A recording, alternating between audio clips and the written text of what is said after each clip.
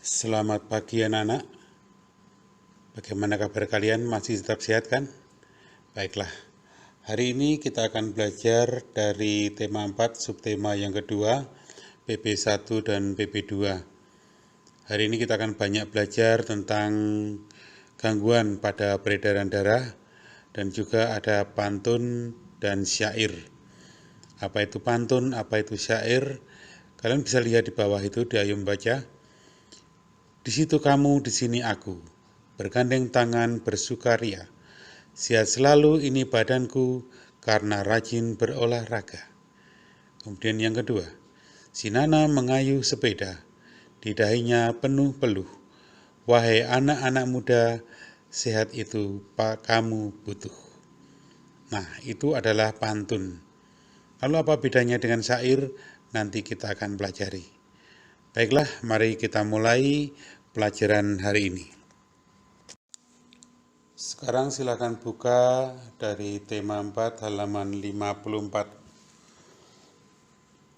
Nah, kalau atas pantunku itu Pak Arif sudah memberi contoh 2 pantun.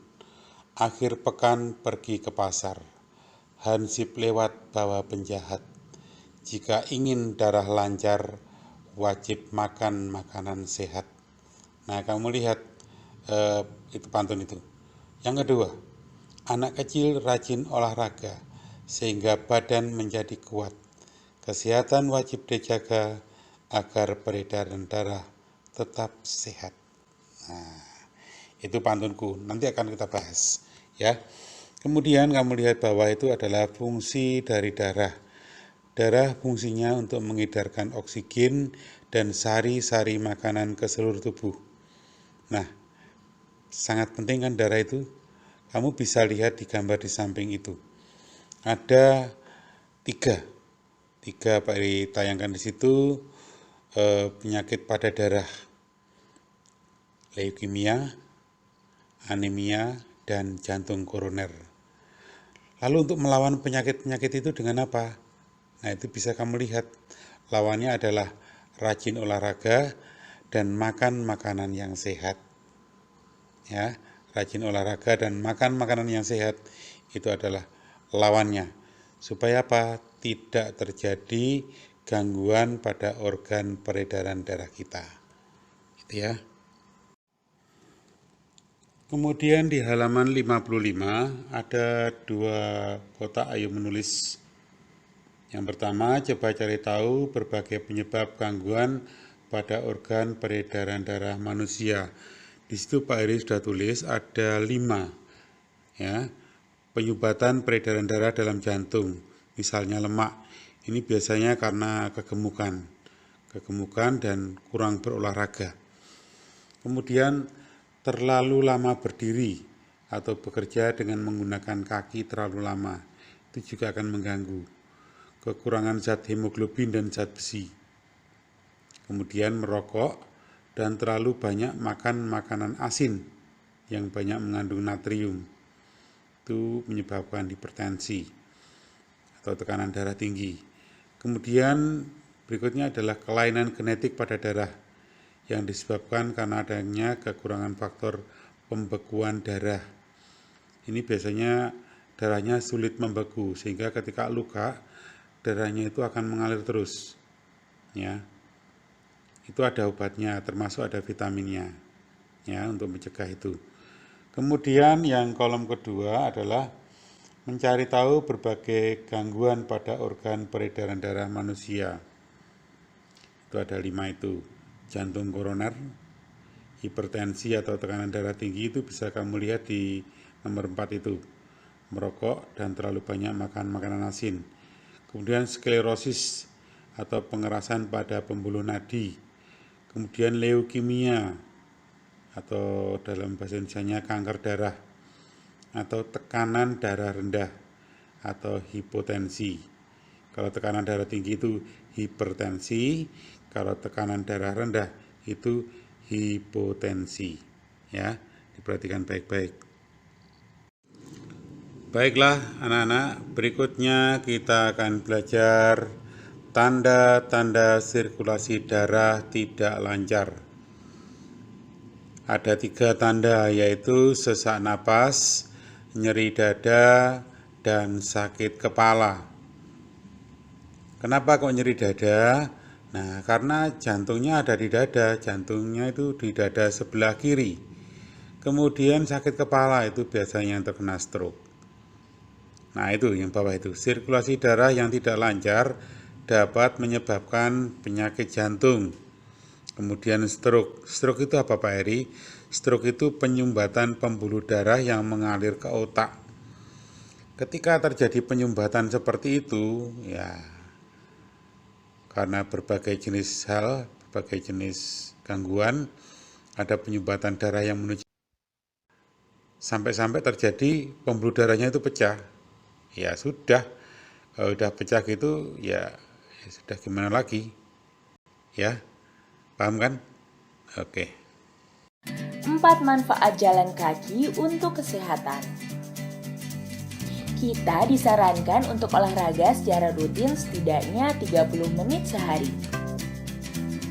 Ada banyak jenis olahraga yang bisa kita lakukan, seperti basket, sepak bola, bulu tangkis, berenang, bersepeda, dan lain-lain. Tapi banyak orang yang kadang merasa malas olahraga karena pasti akan merasa lelah. Padahal ada juga beberapa olahraga ringan yang bisa kita lakukan, salah satunya berjalan kaki. Olahraga jalan kaki bisa dilakukan di sekitar rumah saat pagi atau sore hari. Selain itu, olahraga jalan kaki juga bisa membawa banyak manfaat untuk kesehatan tubuh loh. Cari tahu yuk. 1. Menguatkan jantung dan kaki. Ada banyak hal yang bisa membuat kita terserang penyakit jantung, salah satunya malas bergerak.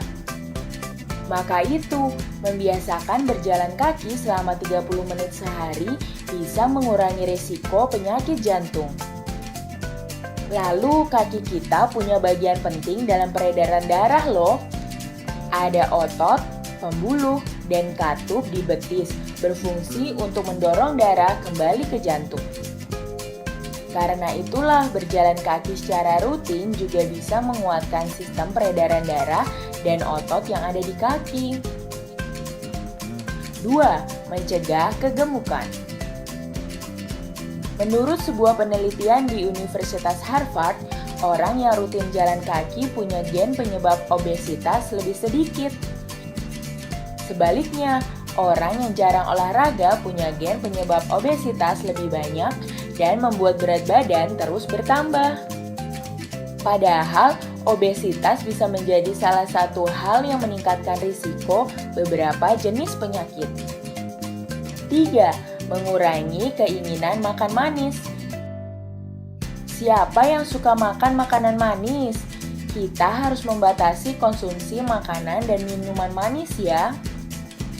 Sebab terlalu banyak makan makanan manis juga bisa meningkatkan risiko berbagai penyakit, termasuk diabetes. Nah, sebuah penelitian menemukan bahwa jalan kaki selama 15 menit setiap hari bisa mengurangi keinginan makan makanan manis loh. 4.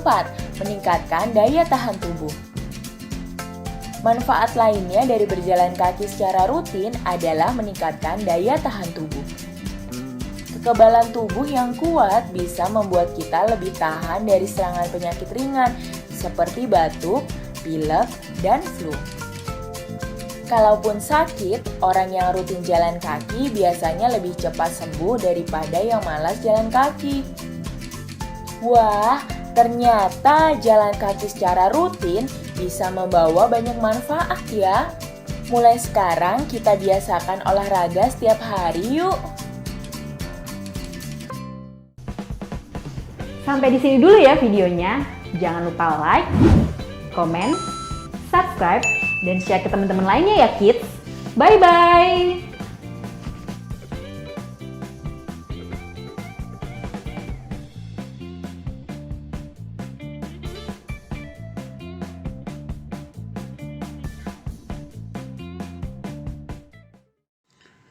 Kemudian anak-anak silakan dibuka di halaman 57. 57. Itu ada dua pantun ya, ada ibu guru yang membacakan sebuah pantun. Pergi ke toko membeli gitar dipeti sungguh memikat. Murid ibu semua pintar, masuk kelas tanpa terlambat. Mungkin murid bapak yang tidak pintar sehingga masuk kelas semuanya terlambat. Karena itu murid ibu semua pintar. Berikutnya adalah ada anak sekolah itu. Pagi-pagi berolahraga, keliling kampung berlari-lari. Belajar itu perlu berdoa supaya kita berilmu tinggi. Nah, Pak itu kenapa kok banyak pantun? Nah, setelah ini kita akan belajar pantun dan belajar syair. Apa itu pantun, apa itu syair. Mari kita siapkan halaman berikutnya. Berikutnya, mari kita belajar apa itu pantun. Kita belajar sedikit dulu, mengenal dulu awal-awal. Nanti akan kita belajar lebih dalam tentang pantun. Pantun merupakan jenis puisi lama yang tersusun dalam 4 baris. Setiap bait ada 4 baris. Baris yang pertama dan kedua namanya sampiran. Baris yang ketiga dan keempat namanya isi. Nah, lalu bersaja atau berima AB seperti contoh yang pertama. Begitu luas lautan yang harus kita salami. Begitu luas wawasan yang harus kita dalami. Di antara semak belukar R, ada ular serta mangsanya A. Jika kita rajin belajar R, niscaya pintar dan bijaksana. Maksudnya gimana? Di antara semak belukar R itu A. Ya, A. Ada ular serta mangsanya A, tapi kan bukan R, tapi kan beda A. Itu dianggap B. Jika rajin dalam belajar R, nah itu dianggap A lagi. Niscaya pintar dan bijaksana A lagi dianggap B. Ya. Kemudian yang ketiga, seekor rusa tengah berlari ri karena ada ular di semak A. Nah, amalkan ilmu sehari-hari, ri lagi, agar tak lupa di dalam benak. Nah, anak kucing mengejar tikus, tikus berlari terpirit-pirit. Jika belajar tidak serius, menjadi pintar pun semakin sulit. Nah, bisa kan membuat seperti itu? Baik, nanti kita akan belajar lagi supaya lebih ngerti.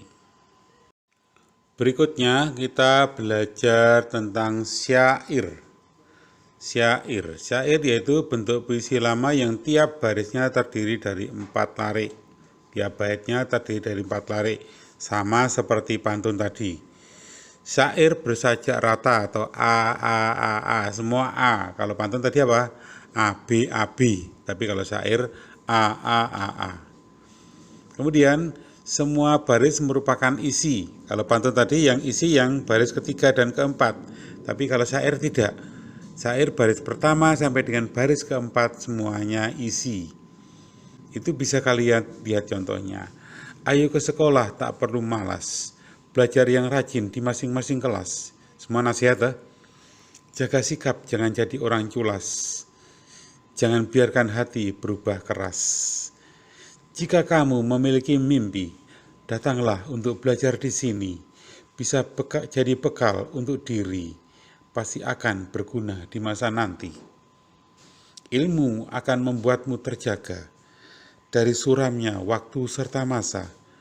Cemerlang nantinya akan senantiasa menyinarimu saat masa dewasa. Dunia sekarang begitu maju, jadikan ilmu sebagai pegangan, sebagai benteng agar tidak tertipu, sehingga hidup penuh kebahagiaan. Nah, itu syair. Semuanya isi, bersajak semua A. Pak, tidak ada BB, tidak ada. Saja cuma A.